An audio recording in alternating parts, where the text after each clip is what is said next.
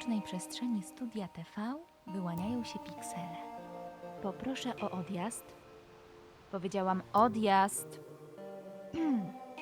Dwie postacie siedzą na krzesłach barowych, a między nimi znajduje się kolorowy stolik. To znak, że czas rozpocząć spotkanie w pikselach. W pierwszym rozdziale mam frajdę spotkać się z człowiekiem, który, żeby wyrazić siebie, nosi czarny kostium. Wraz z przyjaciółmi przetarł, rozszerzył i utwardził szlak motion capture w Polsce. Oto Adrian Perdion.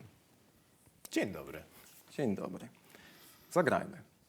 Jaka jest pierwsza gra, w którą grałeś? Pong. Ostatnia gra, w którą grałeś? Wiedźmin 3. Ulubiona postać z gier? No, chyba Wiedźmin. Postać, która najbardziej cię irytuje. Ten Segi, ten taki... Bardzo precyzyjnie określone. Gry na płytach czy gry cyfrowe? Cyfrowe. Skradanki czy strzelanki? Skradanki. Grywalność czy grafika? No tu mam konflikt. Chyba lubię jak jedno i drugie. Ja ci nie zabroniłem. Absolutnie możesz. Przejdźmy do meritum. Co to jest motion capture i performance capture? Motion capture i performance capture to jest technologia przechwytywania ruchu człowieka i zamieniania go na ruch szkieletu w przestrzeni silnika 3D. Mamy motion capture optyczny, gdzie używamy kamer umieszczonych na sali dookoła. Do aktora przyklejamy takie kulki specjalne i te kamery mają emiter podczerwieni i kamera nie widzi obrazu wideo, widzi tylko i wyłącznie chmurę kulek. Jest jeszcze druga metoda przechwytywania ruchu. Polega na wykorzystaniu akcelerometrów i żyroskopów. Są takie urządzonka, które mocujemy na każdym ruchomym elemencie ciała. Czujniki analizują przemieszczanie się względem siebie, rekonstruując potem ruch ciała. Performance capture natomiast to jest połączenie rejestracji ruchu tego ciała z kaskiem na głowie, z kamerą, gdzie rejestrujemy twarz aktora i z mikrofonikiem, gdzie rejestrujemy też jego głos. My mamy jeszcze do tego rękawice. A którą wersję wolisz wykonywać? Motion capture czy performance capture? To zależy. Od.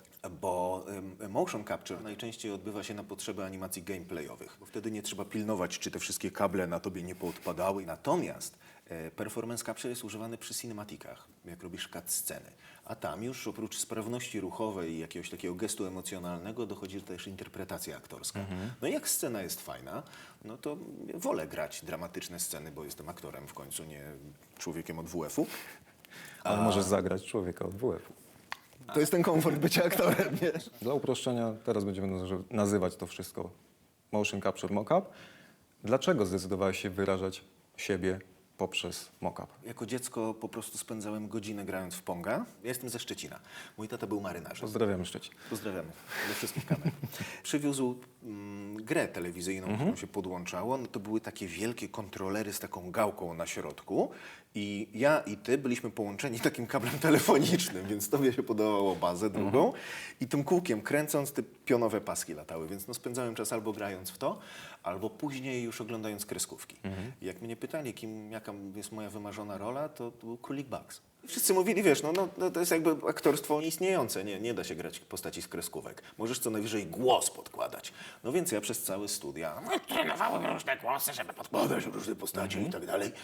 I jak skończyłem studia, przyjechałem do Warszawy, to pierwsze co zrobiłem, uderzyłem do studiów dubbingowych, żeby podkładać głos. A w dubbingu się tak średnio zarabia i znalazłem ogłoszenie, że CD Projekt szuka aktora do sesji motion capture. A co to jest za gra? Wiedźmin. Ja pamiętam film. No ale poszedłem na ten casting, spotkałem się tam z ekipą, z Tomkiem Gopem i z Adamem Badowskim, który teraz jest szefem studia. Oni mnie skastingowali i stwierdzili, będziesz grał do pierwszej części Wiedźmina sceny dialogowe. I tam jest tak, że jak się biegło przez świat, dobiegało się do jakiegoś NPC-a, nie? No to jeden był tam smutny, inny był pijany, trzeci był wściekły. I ja musiałem te wszystkie emocje zagrać. Spakowali mnie w samolot, wywieźli do Frankfurtu, ubrali mnie tam w ten czarny trykot, okleili kulkami, wpuścili na scenę. Zobaczyłem ten szkielet chodzący i dopytałem, czy wiesz, czy to jest jakby baza pod ruch modeli potem 3D, które są w grze. Oni mówią, no tak. Ja mówię, czyli mógłbym zagrać Królika Bugsa? A oni mówią, w gruncie rzeczy tak. Jak zapłacisz No i Warner zwariowałem. Bros, to tak. I mówię, wiesz, marzyłem o tym przez cały czas. Chciałem robić głos do postaci, a będę robił też możesz ciało. więcej. I mówię, kurde, wchodzę w to. Pół roku później już było wiadomo, że to jest hit. No i w drugiej części zagrałem większość męskich postaci występującej w cutscenach. To jaka jest największa zaleta mock-upu? Wkłada pierwiastek ludzki w animację 3D i sprawia, że animacja staje się bardziej organiczna. A wraz z rozwojem fotorealizmu grafiki komputerowej, łącząc jedno z drugim, jesteśmy w stanie tworzyć światy wirtualne wyglądające jak prawdziwe i rzeczywiste. A jakie masz marzenie związane z mock-upem? Jak odpaliłem studio w 2013 roku, to pomyślałem sobie, że fajnie by było podjąć współpracę z najlepszymi na świecie. No, Andy'ego Serkisa znałem, zgooglowałem go i odkryłem, że otwiera studio w Londynie. Na następny dzień wsiadłem w samolot i poleciałem. Nawet nie dzwoniłem, żeby się umówić, żeby po prostu pełen Bardzo spontan. filmowo, Totalnie. bardzo filmowo. Wylądowałem w jakimś schronisku w Ealing z dwoma takimi, to byli chłopcy z Iraku, Kurdowie.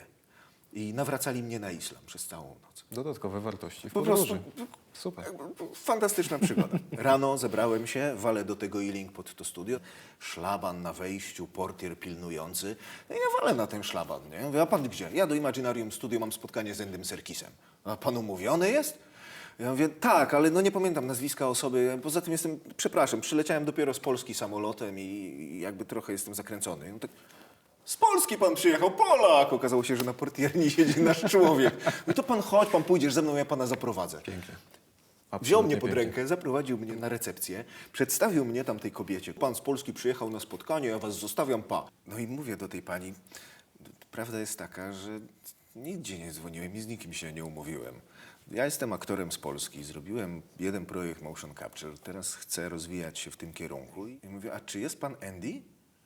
On mówi, jeszcze nie, ale nie wiem, czy będzie. Może będzie po południu. Ja mówię, a może mogę posiedzieć na kanapie i poczekać? No, proszę. No, usiadłem sobie na kanapie, 4 godziny stary, siedziałem, czekałem. Ale warto. No i tak minęły te 4 godziny siedzenia. Mówię, a dobra, już no, to był szalony pomysł. Zacząłem zbierać jakąś książkę, jakiś tablet i nagle słyszę nad sobą, a ty ponoć na mnie tu czekasz. No i podnoszę głowę do góry, a tam wiesz, ten włochaty taki kolej z brodą, taki uśmiechnięty jak banan, bo już mu powiedzieli, że jakiś wariat, nie? Mówi, przyjechałem się z panem spotkać. No i no to chodź, idziemy, pogadamy. No i połaziliśmy sobie po całym tym studiu, opowiadał mi różne rzeczy. Potem zbiliśmy piątki, wróciłem do Polski, ale już do Polski, wiesz, wróciłem z przekonaniem, inny że, człowiek że wróciłeś. kurde, wszystko można zrobić. Po prostu trzeba wymyśl spróbować. i zrób to. Drugie to było kupno kamer. To znowu trwało strasznie dużo czasu, ale w końcu znalazłem firmę w Finlandii. Pół roku korespondowaliśmy. I w końcu się zgodzili i powiedzieli, dobra, ile masz? Tyle. Mówię, dobra, kamery są twoje, tylko. Musisz przyjechać, tam był wtorek, przed czwartkiem, bo ja wyjeżdżam na urlop na miesiąc.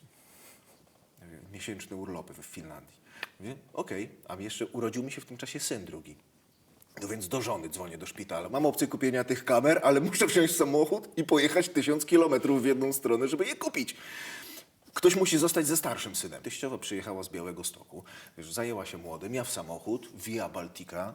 Przejechałem, nie śpiąc, 1000 kilometrów w jedną Bezpiecznie, stronę, bardzo potem bezpiecznie. promem na drugą stronę, do krainy Muminków. Muminki przywitały mnie z szeroko otwartymi ramionami, zapakowali mi samochód tymi kamerami. Machnąłem, wiesz, ręką, kupiłem Muminka pluszowego na pamiątkę, na prom i do Polski. I marzenia na dzisiaj chcemy stworzyć wirtualnego aktora, który będzie miał odruchy i który będzie tak wspierany sztuczną inteligencją, że będzie można z nim prowadzić swobodny dialog. Inne marzenie, jakie mam, to produkcja filmowa. Chcemy rozwinąć produkcję filmową w oparciu o wirtualną produkcję w silniku graficznym z wykorzystaniem postaci, które będą CGI-owe, występujące we wnętrzu silnika. I to wszystko chcemy kręcić na jednej hali. Jak było ze środowiskiem aktorskim? Tym klasycznym, nazwijmy tradycyjnym. Jak oni byli i one nastawieni na to? Oczywiście cenzuralnie mówiąc. Cenzuralnie? To nie wiem. Bardzo cenzuralnie. Jak mówię ludziom, że zajmuję się cyfrowym aktorstwem, to w ogóle jestem jakby już taki, wiesz, nie grasz w serialu na Polsacie? Nie gram, no. Nie pójdziesz na casting? Nie bardzo. Koledzy to postrzegali jako taką dziwną fanaberię. Tak było do momentu, kiedy nie wyszedł Wiedźmin 2 i nagle okazało się, że Adrian to w ogóle nie jest jakimś, wiesz, desperatem, który robi coś dziwnego, tylko jest facetem, który odkrył jakąś niszę, w której można się realizować. Prekursorem czegoś na naszym poletku. Tak. Tak trzeba to nazwać.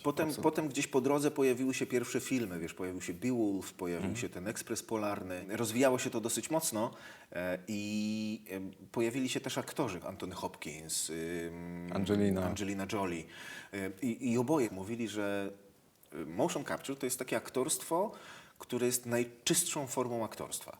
Bo nie schowasz się za makijażem, nie schowasz się za kostiumem, albo masz w sobie te emocje i te intencje, albo jej nie masz. A te 51 kulek przyklejonych do twojego ciała po prostu obnaży to momentalnie. I nawet dzisiaj, jak przyjeżdżają do mnie do studia, ja robię obsady do gier, więc jak przyjeżdżają do mnie ludzie, to widzę, jak grają. Nie? Widzę i mam już naprawdę, mam podział na aktorów, którzy są popularni i aktorów, którzy są dobrzy w tym, co robią. A chciałbyś wrócić do takiego tradycyjnego aktorstwa? Nie wiem, chyba nie. Robię gry z ludźmi, którzy są mega kreatywni, są naprawdę mistrzami w swoim fachu, są zafascynowani tym, co robią, nie są zblazowani, znudzeni.